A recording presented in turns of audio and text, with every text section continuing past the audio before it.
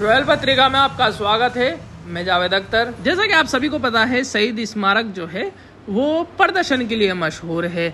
अभी जो हम शहीद स्मारक पर मौजूद है, कंप्यूटर निर्देशक भर्ती जो परीक्षा है उसकी तिथि आ चुकी है। उसको बढ़ाने की मांग को लेकर के जो अभ्यर्थी है वो यहाँ पर मौजूद हैं और प्रदर्शन कर रहे हैं।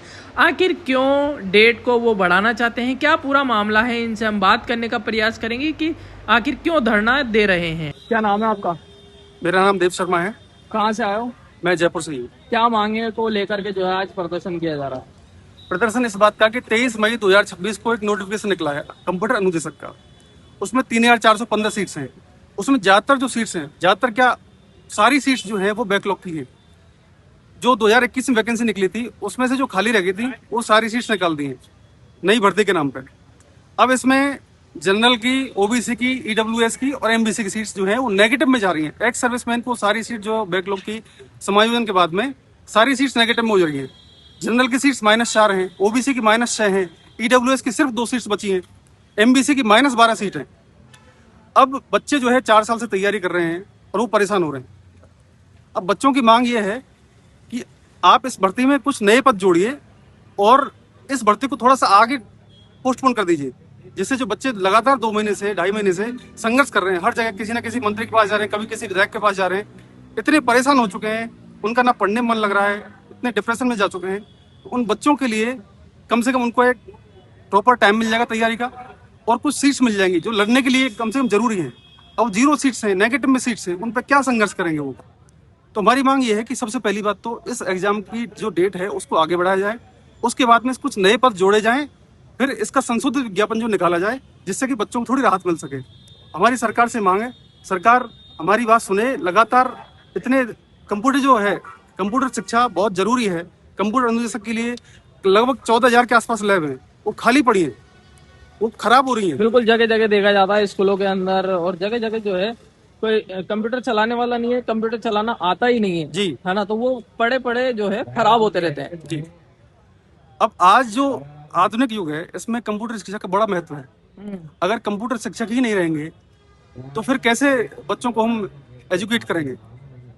बहुत जरूरी है कि इस वैकेंसी में कुछ सीट्स जोड़ी जाएं प्रॉपर, जिससे कि जो जनरल, ओबीसी, ईडब्ल्यूएस और एमबीसी के जो युवा हैं उनको न्याय मिल सके, उनको लड़ने के लिए कुछ सीट्स मिल सकें। वरना अभी तो जो हालत है उसमें तो यह है कि वो अगर 100 में से 100 नंबर भी ले आते हैं तो उनका सिलेक्शन नहीं होगा, किसी भी कीमत पर नहीं होगा, क्योंकि 309 सीट जैसे जनरल की, मेल की हैं और 313 सीट जो है वो एक्स सर्विसमैन की दे रखी है उसमें, तो 309 सीट तो वही ले जाएंगे। ओबीसी में भी 169 सीट्स हैं, उसमें 175 जो सीट्स हैं वो एक्स सर्विसमैन की, 159 में से 175 सीट्स एक्स सर्विसमैन की। आप सोचिए जरा, 38 सीट्स जो हैं वो एमबीसी की हैं और 38 में से 50 सीट एक्स सर्विसमैन को दे रखी।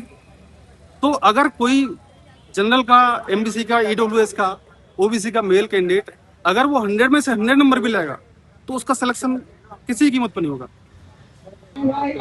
सर मेरा नाम खुशबू बड़गुजर है। कहाँ से आए हो? जोधपुर से। क्या मांगे, किस लिए जो है धरना दिया जा रहा है? सर हमारी कंप्यूटर अनुदेशक भर्ती है, उसको लेके इसमें जो पद आए वो बहुत ही नेगलेक्ट में आए और माइनस में जा रहा है। तो हम लोग चाहते हैं कि ये वैकेंसी है, इतने सालों बाद, 5 साल बाद में जब ये वैकेंसी आ रही है और नई भर्ती के नाम पे बैकलॉग की इन्होंने जो भर्ती दे दी है उसमें संशोधन करके नए पद सृजित किए जाए, क्योंकि स्टाफिंग पैटर्न लागू होने वाला है, उसमें 6,500 के समथिंग नए पद है।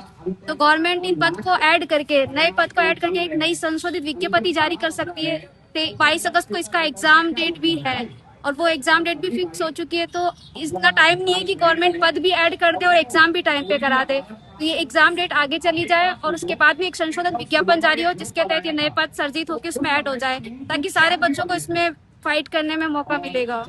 अभी तक आपने कितनी बार जो है किन किन मंत्रियों के पास जा चुके हो और कब से आप जो है ये प्रदर्शन कर रहे हो? सर जब 23 मई को ये विज्ञप्ति जारी हुई थी, उसके बाद जब हमने नोटिफिकेशन देखा जिसमें पदों को लेके बहुत कुछ था, तो इसके रिगार्डिंग हम लोग, जैसे हमारे शिक्षा मंत्री जी है बदन दिलावर जी, उनके पास गए थे और जो जोगाराम जी पटेल है उनके पास गए, जो विपक्ष के मंत्री उनके पास भी गए थे, लेकिन कहीं से भी हमें कोई संशोधन मिला नहीं है, जवाब कोई अच्छे ढंग से जवाब नहीं मिला। सब बोलते हैं कि हाँ हम देखेंगे, आप जाइए।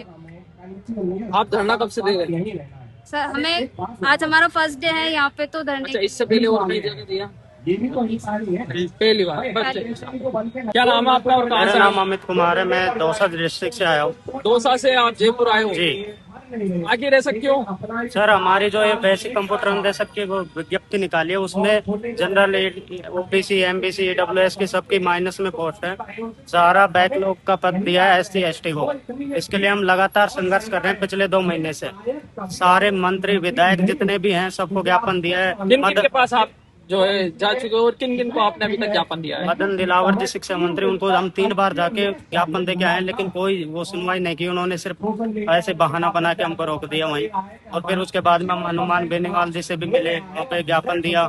हनुमान बेनीवाल की आपने बात करी, तो हनुमान बेनीवाल तो हमेशा युवाओं के साथ में जो है वो कंधे से कंधा मिलाकर के खड़े होते हैं, तो आपकी बात क्यों नहीं सुनी उन्होंने? उन्होंने बोला कि हम करेंगे, इस पे आगे बातें पहुंचाएंगे। उन्होंने ट्वीट भी किया एक्स के माध्यम से, लेकिन आगे फिर कोई कार्रवाई नहीं की।